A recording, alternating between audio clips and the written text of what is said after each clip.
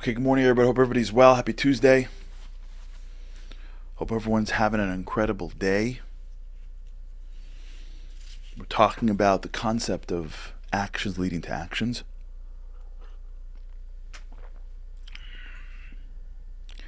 What that means, how it works.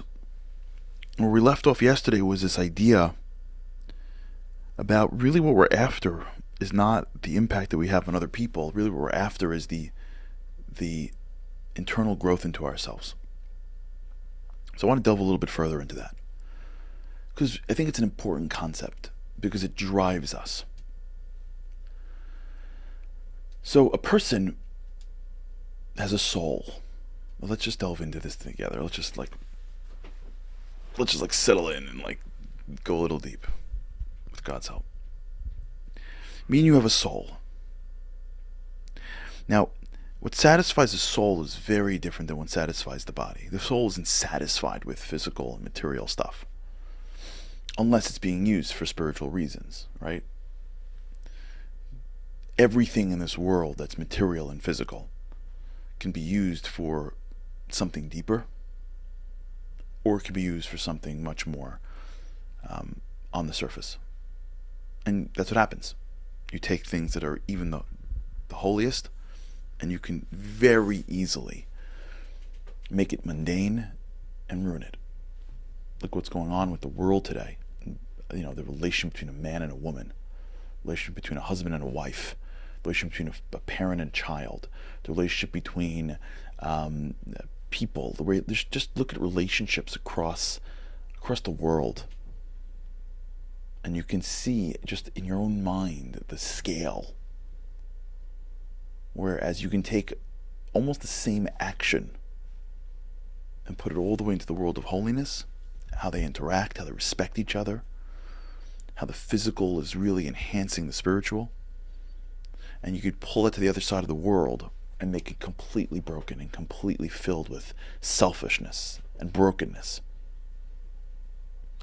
But the problem is that what happens to us along the way is that we tend to not know the difference. We tend to not fully appreciate the signals that come to us that drive us. So, if I'm feeling an existential lack, if I wake up in the morning and I turn a certain age, or if I'm hitting a certain stride and my life isn't as exciting, or if things are slowed down a little bit, or if, I don't know, COVID hits and sticks me in my house. I don't know. If I'm at a place in my life where I'm thinking more than usual, there may be a feeling that I have that is, I want something. I'm lacking something. I need something. Now that can come from a spiritual place. And I would tell you it almost always does. It comes from a deeper place of wanting to be more. Because remember, your body is always happy with less. Your body's always happy doing nothing. Your body's always happy sleeping and relaxing and eating whatever is the easiest. The ambition, the drive, the needs. Those are spiritual concepts. What think about a body. Why would the body have a drive for what? It's spirituality. It could be broken spirituality. It could be bastardized spirituality, and it comes out in the form of something else. But that's really what it is. It's that soul, it's that meta that's driving the physical, that upwards. Right? The soul is what keeps the body up. The soul is what is it's the electricity within the body. If you take out the soul, the body's dead. The body's asleep. The body's knocked out.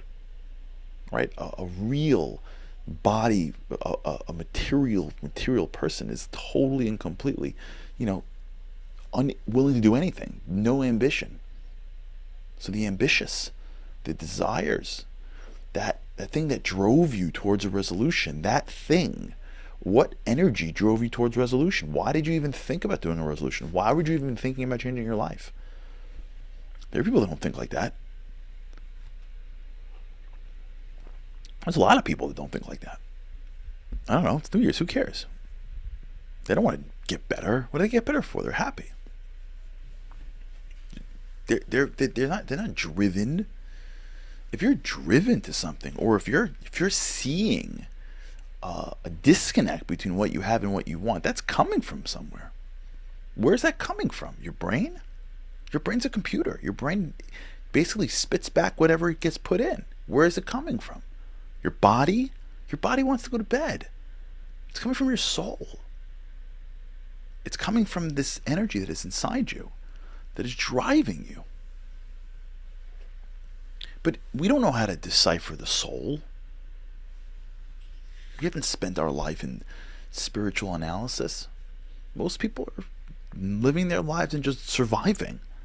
They're experts at the physical world. They're not experts at the spiritual world. I've met people that have experts at the spiritual world. They know. I'm not one of them.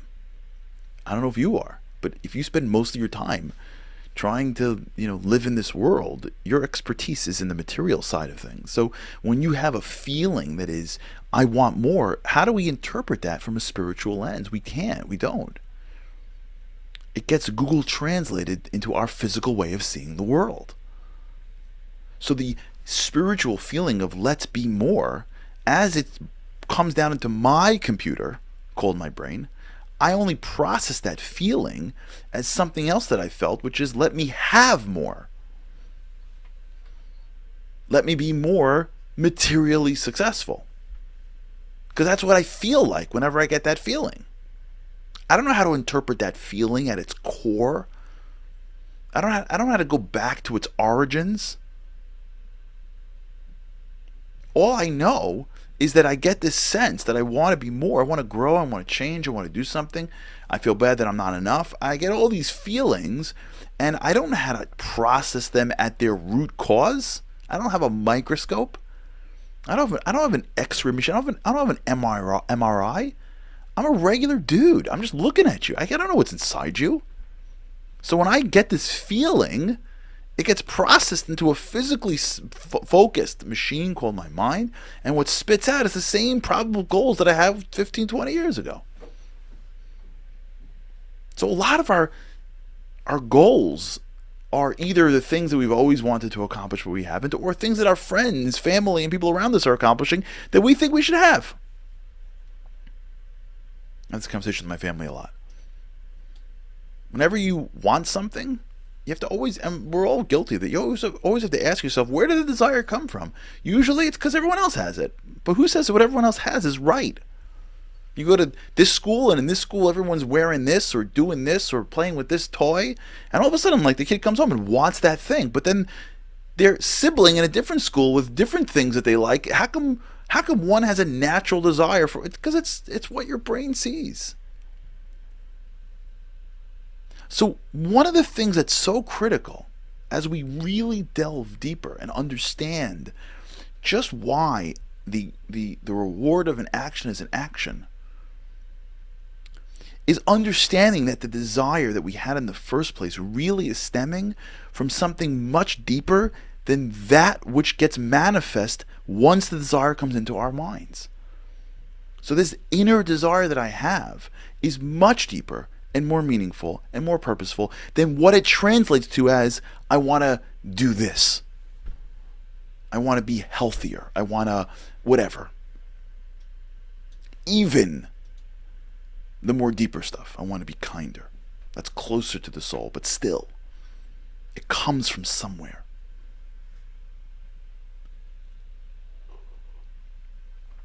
So what I want to do is I want to pause for a few minutes here today. I don't want to move to the answer yet, because it's going to be too quick.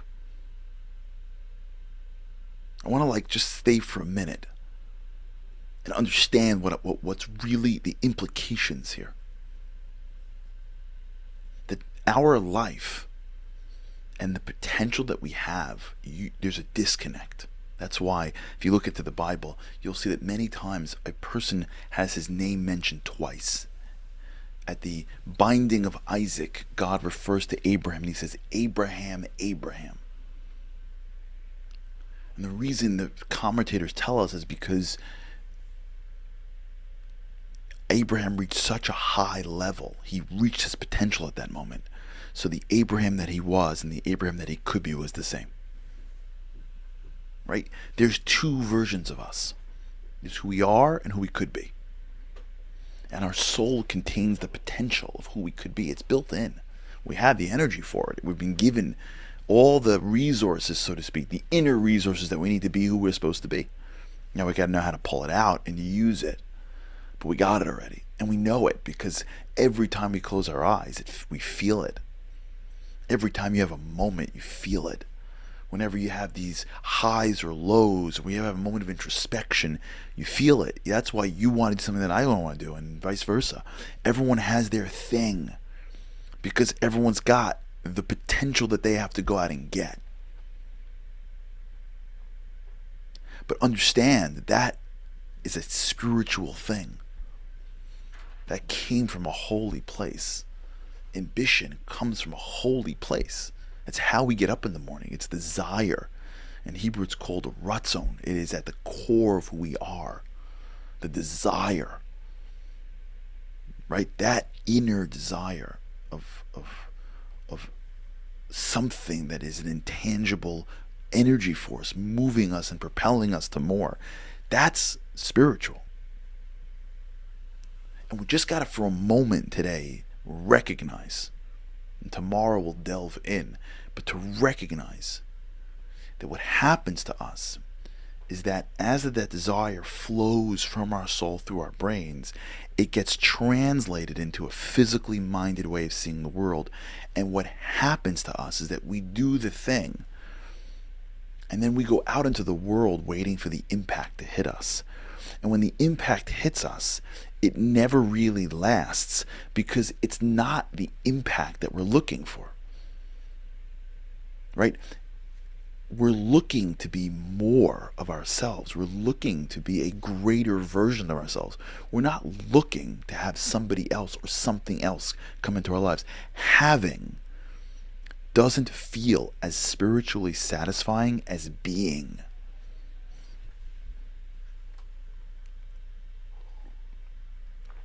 So when you do something and you have something, if the having came from any other way than the right way, it doesn't feel good. It doesn't feel good. Because the only thing that really feels good is when you satisfy yourself from the core of what's driving you, which is your soul. If you live only in the physical plane, you're touching the impact, but you're not delving into the impact. You're not going soul to soul. You're going soul to body and then body to physical touch. It doesn't delve in. So when I do something, but I'm doing it only to get something, I am not delving deeper into the core of why I want to do it in the first place. I'm doing it because I should be higher. I should be greater. I should be more evolved spiritually. I'm not doing it so that the world gives me something. I don't need anything from the world. It's me that I have to work on. It's me that I have to become better. It's not the world that has to bow to me. It's me that has to bow to me. It's my first self that has to bow to my real self. So understand that the reason why it doesn't work in the other way is because it doesn't give us the deep spiritual satisfaction. Action to impact doesn't work because it's not about the impact. It's about creating a space for more spirituality it's driving the desires up. And if the desire that we have is only getting processed to get something in return, we're not connecting to that thing in a deep way because we haven't changed. All right, we'll delve into this. I don't know if this is making sense. I hope it is. But we'll go a little further. All right. Think about this today. Just think for a minute about this concept and how Since desire comes from a deeper place, if it doesn't get fulfilled with something that's deep, it doesn't get fulfilled. Which is why, by the way, when you look at people that have incredibly successful physical lives, a lot of times they're really, really struggling internally. Like, the stuff that you can't even believe. Why is that? It's because it's not about what you get on the outside, because the outside can never satisfy the inside. All right, we'll talk about this. All right, everybody, have a great day. With God's help, I cannot wait to see you again tomorrow. Have a great day. Living on a lifeline, the world doesn't ever seem to change. Looking for the sunshine, but you're caught up in the rain. It's like your eyes are wide open, but you cannot see. You're watching life pass you by like 1, 2, 3. Walking in destruction, the winds of life blur your vision. All the devastation forever feels like you're on the run. It's time. No one else can set you free. You're locked inside, and only you have got the